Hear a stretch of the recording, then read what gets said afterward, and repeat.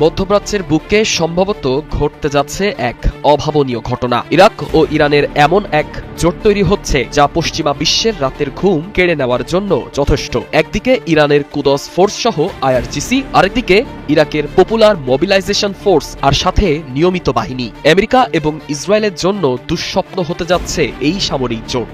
যে হরমুজ প্রণালী নিয়ে আমেরিকা আর ইসরায়েলের এত আতঙ্ক, হঠাৎ করেই সেই অবরুদ্ধ জলপথ খুলে দেওয়ার ঘোষণা দিল ইরান, কিন্তু একটি দেশের জন্য, আর সেটি হলো প্রতিবেশী ইরাক, যা দুই শক্তির এক হওয়ার জোরালো ইঙ্গিত দিচ্ছে। ডলার বাদ দিয়ে নিজস্ব মুদ্রায় বাণিজ্য করার ঘোষণা এবং সামরিক জোটবদ্ধতার এই নতুন সমীকরণ যদি মিলে যায়, তবে এই অঞ্চলের রাজা হবে ইরাক এবং ইরানের মিলিত শক্তি।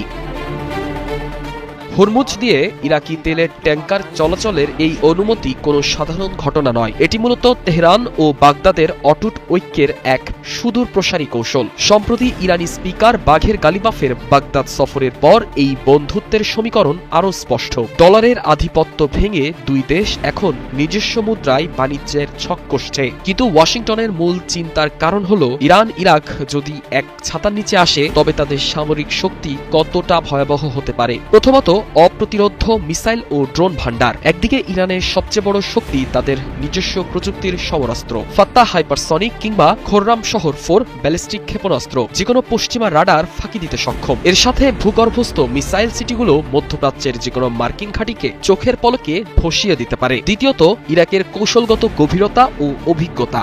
ইরাক বছরের পর বছর আইএসের মতো ভয়ঙ্কর গোষ্ঠীর সাথে মাঠে লড়ে তারা অত্যন্ত পরিণত। ইরান ও ইরাক এক হলে লেভান্ট থেকে উপসাগর পর্যন্ত এক বিশাল কৌশলগত প্রাচীর তৈরি হবে, যা ভেদ করা প্রায় অসম্ভব। তৃতীয়ত, দুর্ধর্ষ মিলিশিয়া নেটওয়ার্ক। পশ্চিমাদের সবচেয়ে বড় আতঙ্কের জায়গা ইরাকের মিলিশিয়া নেটওয়ার্ক। ইরাকের হাসাদ আল সাবি, কাতায়েব হিজবুল্লাহ এবং ইরানের কুদস ফোর্স যদি এক হয়ে মাঠে নামে, তবে কোনো প্রচলিত যুদ্ধ কৌশল খাটবে না। গেরিলা যুদ্ধ আর নিখুঁত চোরাগোপ্তা হামলায় সরাসরি যুদ্ধে না গিয়েও পরাশক্তিগুলোকে দুর্বল করে দিতে পারে তারা।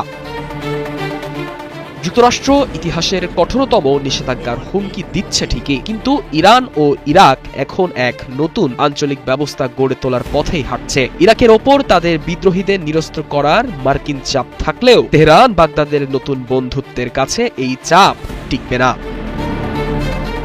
সাদমান ইসলাম, ৭১।